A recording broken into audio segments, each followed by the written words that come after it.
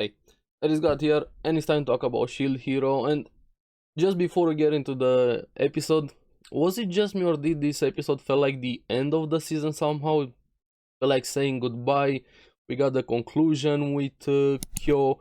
Quite some nice moments, some coming together, the burning rage, which I liked quite a lot, reminded me back of season 1. Some jobless reincarnation similarities, especially at the beginning of the first episode with one of the characters.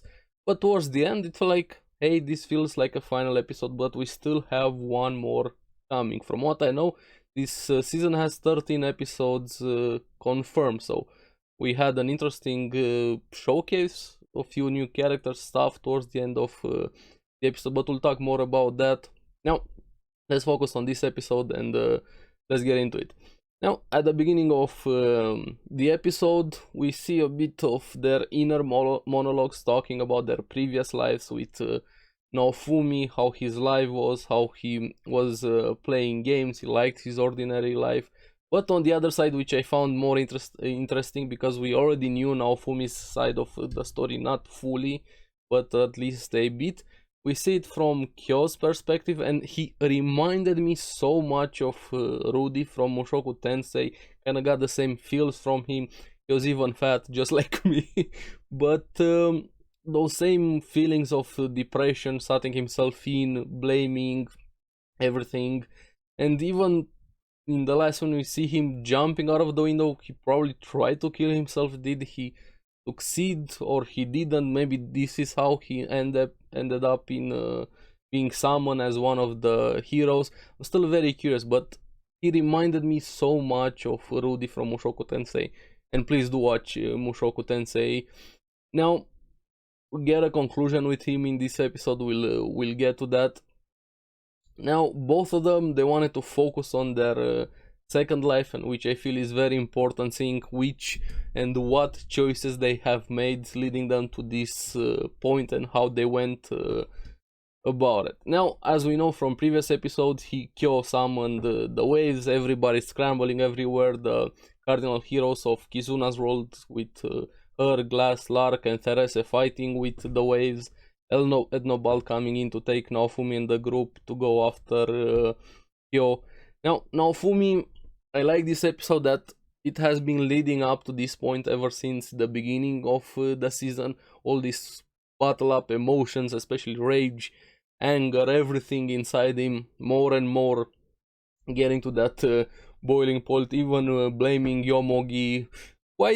He has some very good points there for her helping Kyo with all of the bullshit he has done. He almost punches her, but he stops himself, or the group stops him, snapping him out a bit.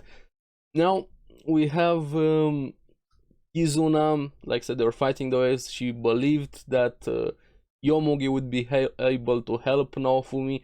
I gotta say, Yomogi, I liked her in this episode, but again, the MVP of this episode, besides Naofumi, of course, the main character, has to go to Risha, and we'll talk a bit more about Risha. Now, Kizuna believed that Yomogi will be able to help Naofumi to stop Kyo, and they finally head into the lab, and they counter those girls that wanted to revenge Kazuki and were manipulated by Kyo, in this case becoming chimeras, like those tigers, Byako. This was kind of obvious, we all knew where this was heading. A lot of things have been very obvious and plain to see in this season of Shield Hero. Not a lot of twists and turns compared to season 1. So far, I gotta say, season 1 I liked it more. But this one, the beginning was very rough. It picked up, had some very good episodes, I think, after like episode 5, 6 on, and even this one was good, especially a few moments, but season 1 was definitely better. Now, like I said, they find those girls. Raftalia feels like the one cut samurai girl right now, easily takes care of those girls with her new katana and the power-up she got from the jewel from Therese. Naofumi also protects them from the exploding of the weapons, even protects those girls. And this is where we have the main villain showing up, as in Kyo being all smug, provoking all of those jabs, attacks at the group and especially at Naofumi. And we finally see the revived, big quotation marks, with Kazuki in his zombie form, and he has the mirror vassal weapon. So another mystery solved. That mirror weapon was missing, so Kyo was the one responsible, and he made transfer the soul of the mirror weapon hero into Kazuki's body, making a homunculus body without a soul, or somebody else's souls in that body. So Kazuki is way off in the afterlife, probably in hell, let's be honest. And we have this abomination fighting against them. Now Raftalia, I like how much more confident she is now. We had her at the beginning of the season being again very clingy with Naofumi. Then they experienced everything that happened with this world, where she ended up being separated from him, finally getting this power of herself, being and admitting some of the things she wanted to be partner with Naofumi, and we see it even more in this case, saying she's gonna stay behind and fight Kazuki, so Naofumi has time to go after Kyo. So they're more partners now than actual Naofumi always being in charge. Not to the same level, but of course you get my my meaning. Now we have Naofumi and Risha going after Kyo in his throne room. He was very mad and frustrated, and this is where we see that he used Ost's power to bring the waves, even again being smug, saying he want to go after Vittoria. But when I heard that comment, I would like to see that, Kyo. I would really like to see you go against Vittoria. She would mop the floor with you. Come on, let's be honest. Okay, Ost, I like her quite a lot. She's an awesome character. We'll talk more about Ost in this episode. But she wasn't fully in control, so to say, when she was in her tortoise form. Now, Kyo would get destroyed by Vittoria. She takes no bullshit, and she's probably more powerful than the tortoise from what I've seen, or at least more highly more intelligent, so to say. I would really like to see Vittoria completely obliterate Kyo.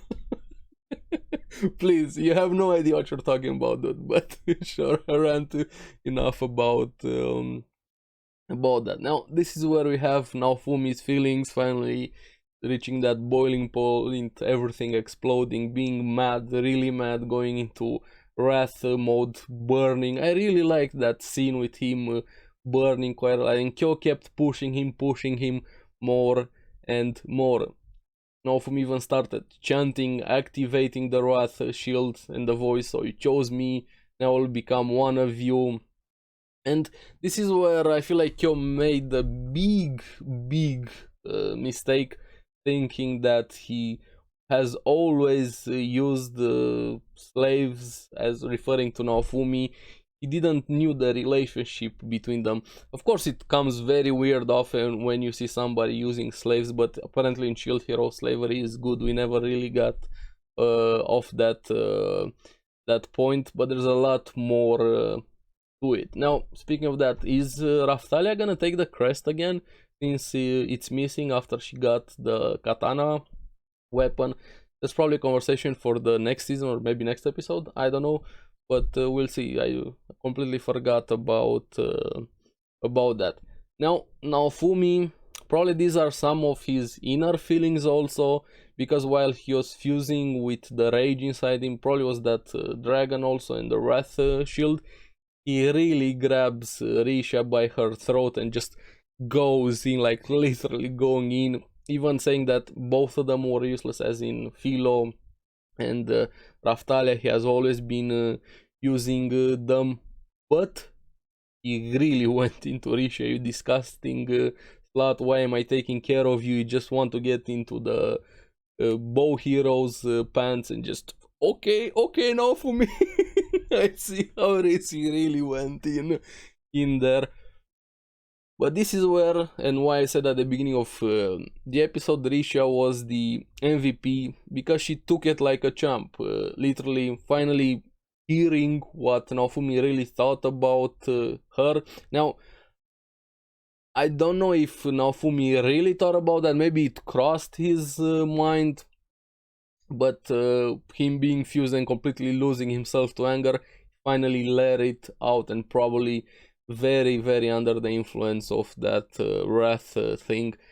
But Risha again saying, I'm okay with it, but the others are different now. Maybe at the beginning you are using them, and she's very correct in that. At the beginning he just saw them as tools, especially with Raftalia, and slowly they got attached, and they formed this family, for lack of a better term. And she is able to snap him out of it. While they're having that intimate throat moment over there, Raftalia easily takes care of Kazuki. It felt like off screen, but they just show a frame a bit there with her taking care of Kazuki. I wanted to see that fight a bit more. I feel like they kind of robbed Raftalia of her moment after building up her independence so much. They didn't really give her enough attention with that fight. Wasn't a really important fight, but I feel it would have been better if they actually showed that fight a bit more, instead of just flashing on the screen. Now Rishia, like I said, snaps him out of it, pushing that dragon wrath thing out, and they go after Kyo, or she goes after Kyo, humiliates him again, easily reaching his throat. Got really frustrated. He tried to use the gravity attack from most again, didn't really work out. So Risha definitely pulled her weight in this episode, gave her more attention than Raftalia. Now Naofumi is still struggling to fight against the wrath, and it felt like Naruto talking to Kurama inside their inner world. I literally flashback no jutsu, with Naruto and Kurama in that cage talking. Had the same feels, the same imagery in a way, but hey, what can you do? Now this is where that voice says something very interesting.